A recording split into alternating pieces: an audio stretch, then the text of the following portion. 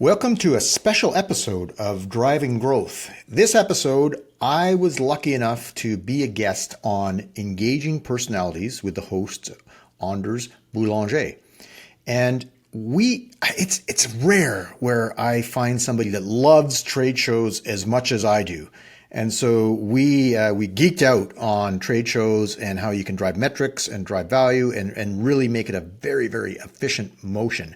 And Anders is an expert. He is best in class when it comes to creating engaging experiences at trade shows. So enjoy the conversation.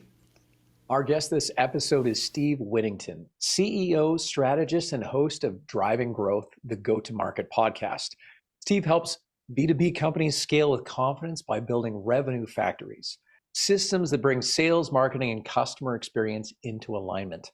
As president of Roadmap Agency and CEO of Boombright Media, he's guided hundreds of organizations towards predictable, sustainable growth. Steve turns complexity into clarity and momentum.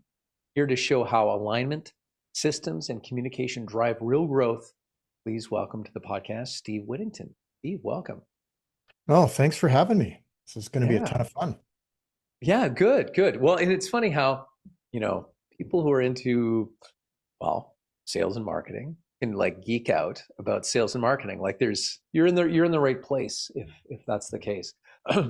Let's rewind and kind of go back. How did you fall into this world? Because sometimes we do fall into it. Sometimes it's straight out of the gate. That's what you want. What was your backstory, Steve? Well, yeah, fall into it is probably appropriate. I came out of university with a vision of leading an HR department. And that being said, when I got out of university, I had a friend that was starting a business, and so we had a startup, and he needed support in getting revenue. So then I just started doing the sales with some business acumen that I had from my university degree, which was a BCom honors. And I kind of fell in love with the idea of sales. And so then I stayed doing that for the rest of my career. And I always have done sales and marketing together. So before RevOps was a term, I was always doing that. And I look at it as a gift in hindsight, where I had sales divisions or departments reporting to me and marketing departments reporting to me at the same time. And often I came into the organization first as the marketer and then inherited the sales team. And so I had a different lens to it. I was sort of marketing first and trying to drive things from a brand perspective and get leads in, and then qualify it to actually leads that were working and selling. So yeah, I fell into it a long, long time ago, and like right from the start, and didn't run away from it, because I understood that revenue is the lifeblood of a company, and that's where it's at. And loved driving the business that way.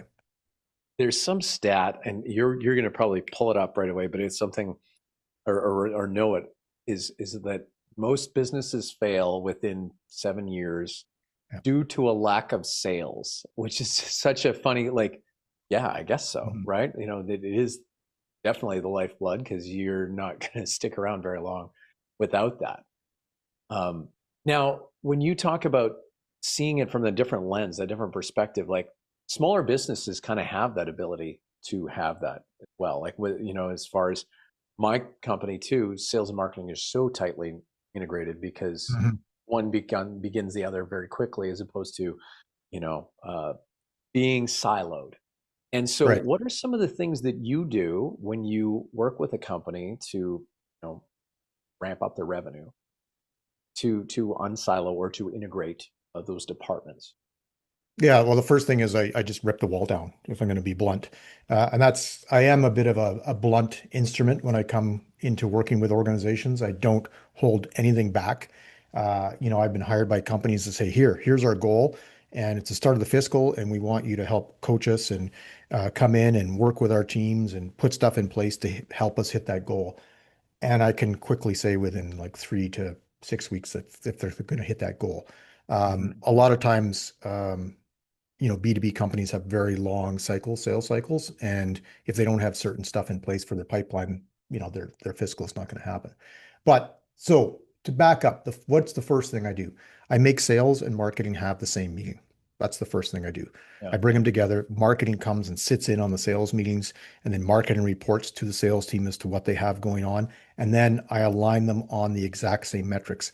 A lot of times, when you get to a certain size of company, call it about the $10 million crowd, they start to have different departments that are off doing their own things.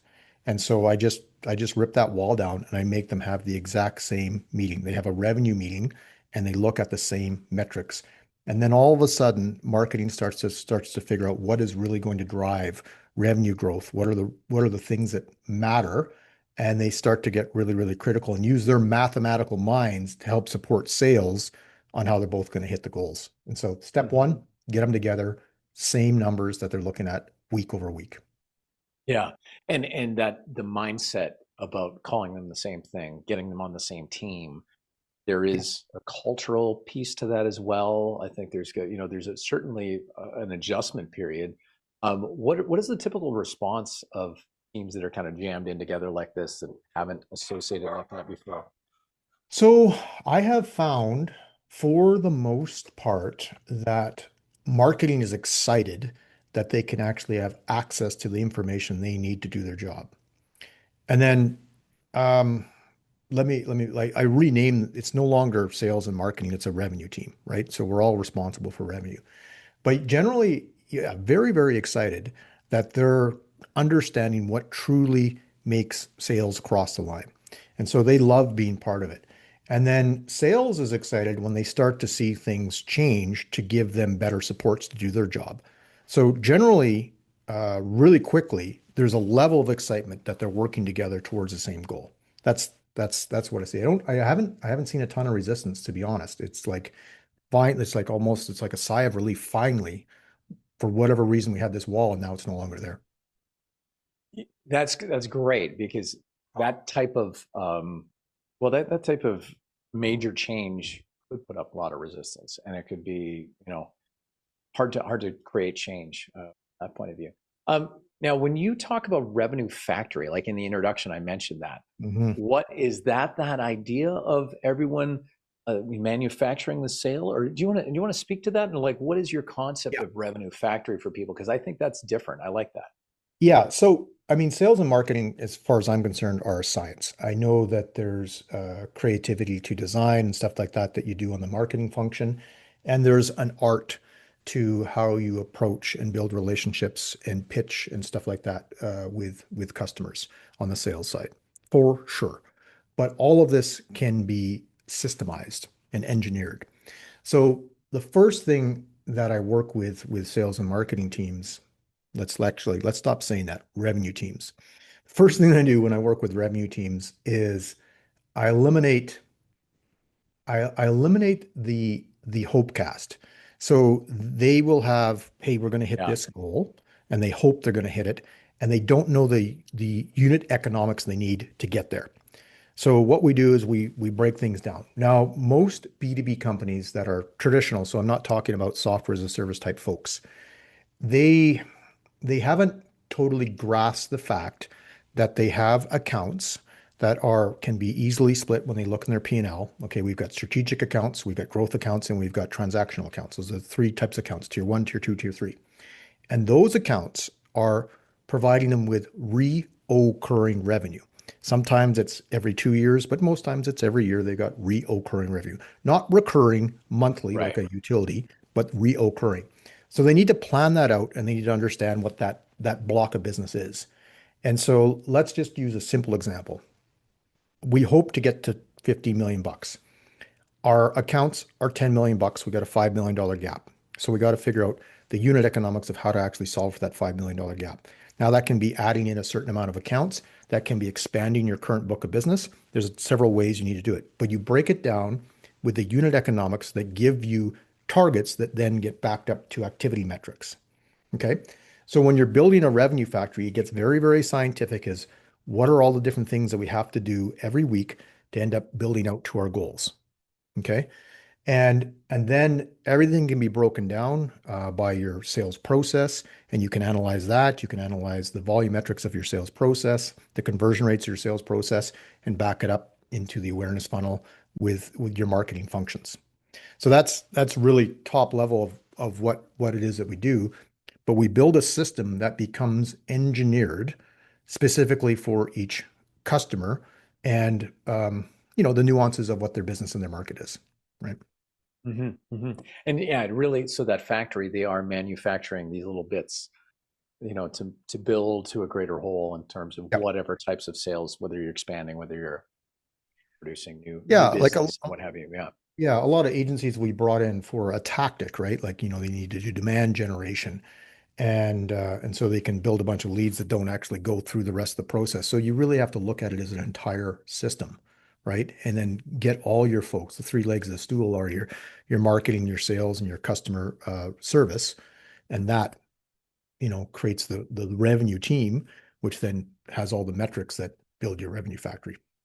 And do you help companies on all three legs of the stool, like on the revenue side of things, but also the customer service to make sure they're in alignment in the stool Yeah, I legs are all the same length, if you I will, mean, to make sure that's balanced? a long time ago, I wrote a book called Thriving in the Customer Age, because before revenue teams, this whole idea of RevOps became fashionable, and because you can see with the gray in my beard, I was doing this kind of stuff like I'm a Canadian professional sales certified. Gosh, like I had to send an audio tape, like a cassette tape to Toronto to get, that was that long ago, right? Certified marketer. And then when certification for customer experience came out, I'm like, I need to jump on that. And there is not many in Canada. I mean, the numbers have grown, but I have certification in that because I understood that those three elements were critical to the whole entire customer experience. And so then bringing them together, I started bringing those together in my corporate career. And then now as a professional service organization, we look at all those aspects and how they actually work together. And that is part of the revenue factory because when you look at that team, that revenue team, you have to make sure you resource those three areas appropriately. So oftentimes you'll see in smaller sales orgs that they're doing warranty and customer service. And then we're like wondering why they aren't able to do the outbound or account management they need to do customer acquisition or customer expansion. It's because they haven't resourced customer service appropriately. And so yet you do Right. have to look at it holistically. Yeah. And do you find that there is, when you come into companies, some of them have, they're either over resourced on one side or they're just not funding, any of these legs? Like, is it lopsided most of the time? And that's, part of the things that you fix when you come in? For the most part, there's a lack of awareness of the level of resourcing that's required. So sometimes you're over-resourced in one area. But for the most part, there's not the ability to um, justify the resourcing because they haven't put together the numbers that prove it out. So you Right. can justify additional marketing resources if you're providing the lead volume that then goes into your sales pipeline, which then creates additional sales from your existing accounts and net new logos, right? But if you can't do that mathematical formula, it's hard to justify that. It's kind of like a gut feel, right? Same with if you can look at, well, if we took this customer service function off a sales team member, which means that they will then be able to do these activities, which will equal X in new revenue and expansion revenue. Well, sure, we can afford that CSR, no problem. Yeah. But You until need you to get do that that mathematical Plinko formula, machine to make sure everything lines up. And yeah, when you see the math work, then yeah. it's no longer a gut instinct. It's an Yeah, so investment. like one of the so like I when we start to look at everything, we define different activities as kind of like motions, go-to-market motions. And one I think of the most misunderstood, and this is, you're going to geek out on this pretty quick, trade shows. I love trade shows. I love trade shows. I think if Me you've got a too. great trade show Yeah. and you work it appropriately, Yeah. in my corporate career, I had trade show teams and people had to almost like interview to get on it because I wanted to make Yeah. sure I had the superstars on there that had lots of energy and we're going to engage with the clients. And then, of course, you have your goals, but when you go to it and then you hit those goals and every day you sort of see what's going on, say, how are we doing? Are we trending above, below? What are we doing? What can we do different? All that sort of stuff. But at any rate, you take that motion of a trade show and you take the costs and the resourcing towards it, and you have a goal and you can see how efficient it is. And what I've found when you use that mathematical modeling, this is where it comes down to justifying resourcing. it's often the case where people look at trade show opportunities and they're so misunderstood by what they could be doing or should be doing, then like, oh my gosh, I need to make sure I resource this. Can we do more trade shows because they're a great opportunity if we work them appropriately? But you mathematically model out what that opportunity is. And trade shows are, I think they're something that are going to grow, since the pandemic, as they've been growing, going up and Coming right. And I back. think they Yeah. keep going because I mean, people are tired of video interaction, non-human interaction, AI interaction. They want to actually talk to somebody. And if you can mathematically model what that opportunity is, then resource it Yeah. appropriately. Yeah. Well, and the other piece, and you did touch on the AI there, Steve, that trust, you know, events or in-person interactions have the highest level of trust Oh, across yes. any communication channel, if you will, Yep. for marketing. So, if we want to like straight from the horse's mouth, interact with someone and know that we can trust that information, events are where it's at. Now, I keep waiting for the events to kind of really boom because that's kind of been the prediction we've seen from other thought leaders. And even Mark Cuban said something along those lines too, right? When every video is fake, how Yeah.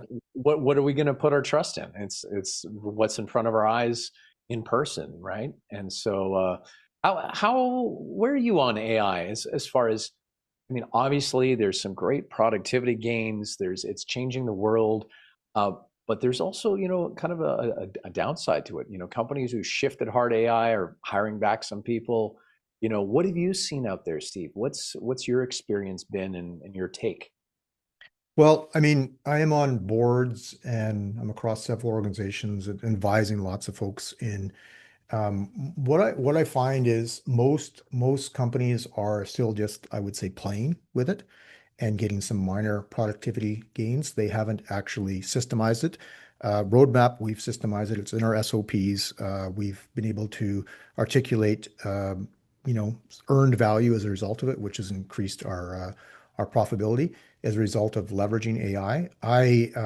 I'm bullish on AI, using it as something that's going to enhance what I do, not replace, but enhance. Hmm. Um, maybe that future where I'm not needed down the road will come to play. But I find that my worry, actually, with AI is that people get over reliant on it, and the expertise that's needed to validate what AI is producing is no longer in our marketplace. So, Right. so what happens when this graybeard isn't around to validate what's actually being produced by AI? That's a concern I have. But right now, it amplifies and supports everything that we do at Roadmap. Um, but we have senior level people that are experts in the field, and so it's a tool. It's a productivity tool for us. That's where I'm at. But overall, it's being abused. We see that, and That's what I'm kind of getting at. Like, yeah. I just sorry to interrupt, but I was just going to say, like, I get phoned by AI Hmm. agents, and as soon as I find out it's AI, I hang up. Right? It's like For sure. the inauthenticity of it almost makes it like they just make it up in numbers, though. That's the way people look at it, right? It doesn't cost them anything to make all these Yeah. calls, but I feel like it's wrecking things out there in the market. Maybe how people respond, that sort of thing. Oh, Well, it's a trend that we've gone through before. Like I remember back in sales when I had banks of fax machines, right? You had 11 fax machine as banks, and you'd send out mass fax. I mean, so that's sort of hinting at how old I am, but I mean, this is the next productivity tool, right? yeah, And the key of it is that if your message doesn't resonate with your customer and you don't have something that provides value, you can send out 10,000 faxes and nothing's going to come back. Or you can have 10,000 messages going out a minute with AI now and nothing's going to come back. I really think that the fundamentals of understanding your customer, understanding the problem you're solving, and then be able to provide that in an impact which resonates with them in a message medium that they need. So if they need to be talking to you face to face at a trade show, that's where you need to be in yeah. sales. If they need to talk to you on a phone, that's where they need to that's where you need to be. Like I do a ton of like this is something I use all the time because you have that human to human connection. Yes, yes. And so few people use the phone these days, and it's funny how things have changed. So I've called up some people without giving them a text heads up, and I almost felt bad because it's suddenly something has changed where we kind of aren't used to taking direct calls as much as we used to, right? We used to, that was the only Yeah, thing we used to do. But yeah, yeah, I mean, yeah, you've got that ability to text people beforehand. It's like, hey, can I give you a quick call? Like yeah. that's a great trust that they've given you to have access to their personal device. Um, yeah, talking on the phone is not dead. Yeah. Yeah. Well, we're always encouraging our kids to just call their friends up, right? Like I'd rather them be on the phone chatting with someone like one of their friends as opposed to just texting Right. back and forth and all this. It's just the social skills that are used, just expressing themselves. It's kind of a different and in real time, right? Not overthinking things and Yeah. there's a lot of value in there. Eh, Um, yeah, go ahead. Right. Back to AI though, the Yeah, impact on events. I think all of that is just going to continue to push the need for more in-person events. yeah, So, because it's been abused, people are going to be like, I need to see this person face to face because I can't trust whatever else is going on. And so, yeah, I am bullish on the fact that in-person events are going to continue to grow, at least in this current cycle of how we are, embracing the technology and then, abusing what we've been given. yeah. It's we're pushing people to something real in a sense, right? Hmm. It's, Yep, it's agreed. kind of what's happening. Um, let's talk a little bit about the customer journey and how you see customer journeys play out. Do you have a philosophy? Do you have a certain way of looking at it when you come in and work with companies? Well, like mapping the customer journey has gotten Yeah, yeah, more difficult than it used to be because it's less linear. I remember saying it's squiggly, but now it's more like there's a whole bunch of touch points until people actually go from just kind of being aware to actually engaging. And so that the challenge I find in the customer journey that a lot of sales teams and marketing teams are are struggling with is how many times they need to actually touch that right. prospect to move them into their funnel, right? Uh, So that's the challenge that's happening. But and, like, and so, Steve, that's that demand generation, multiple attribution, yeah, but then when do they enter that buying window kind of thing, yeah, right? Like that's that capturing that yeah. piece. Yeah. And so, it used to be pretty linear, or at least we thought it was, is maybe more accurate. Um, so that's where when I start to look at the cost of growth and the cost of acquisition, you can put in some of those plays that don't necessarily have direct attribution. So if you're doing stuff to build brand awareness in the marketplace, such as a podcast, for instance, right? It's sort of tough sometimes to get direct attribution from it, but you Yeah, know that it's being listened to, your clients are understanding from it, you're gaining traction and awareness, all that sort of stuff. So you can put that total resource cost into part of your cost of acquisition so that it's attributed, and you can decide if these kind of things are having a lift on the other things that you're doing. So that's the challenge that folks have with actually justifying how messy it's gotten at the top of the funnel. But right. all that said and done, back to the fundamentals of mapping the customer journey, you really do need to sit there and create your hypothesis map of these are the steps that we think people are going through, that what their emotions are at the various different levels of, how they're seeking to get educated, then actually trying to get a problem solved, and then actually selecting and determining who they're going to partner with, all those different steps. And then, of course, the sales process that you have, then the onboarding process, then of course when they become a full-time account and the expansion, like all that should be mapped out. The life cycle should be entirely mapped out and all the steps. Do all that as your hypothesis with your internal teams, and then go do it with your customers to validate it. That's the step that Mm. most people forget So because, backtrack once a customer becomes a customer, or maybe yeah, even take a before they become a customer. customer, and say, Yeah. "How did you hear about us? Yep. What Walk all them through things the did you entire thing. consume?" Yep. Yeah, Walk them through the entire thing. Do research. Form a customer council and say, hey, yeah, throw it up on the whiteboard, whatever. Go through it all and say, is this really what happened? Validate it. yeah. Yeah, that's a good step to do because I think sometimes well, either we think we're too smart, whether this works, or but that's where the rubber meets the road is talking to the Yeah, customer. and that goes for, your ideal client profile that you build and the Yeah, personas in the buying committee within that ideal client profile. That's what you create is your hypothesis. And then when you've got those people that are tiered in your top clients, then of course when you're doing customer research, validate it. Is this really who you are? Is this really what your company is? And the firmographics are, public knowledge for the most part. So that part's easy. But actually going into the various different buyer personalities, those personas, that's you got to validate it. It's all hypothesis until you actually talk to those people. yeah, and that's kind of where the science gets proven out or not, right? When you talk about Exactly. the science of sales and marketing. Yeah. Um, that's that whole we were talking just a bit about that attribution there, Steve, and like that demand generation piece, which I feel like is newish too, right? Like the term demand generation isn't Hmm. super old.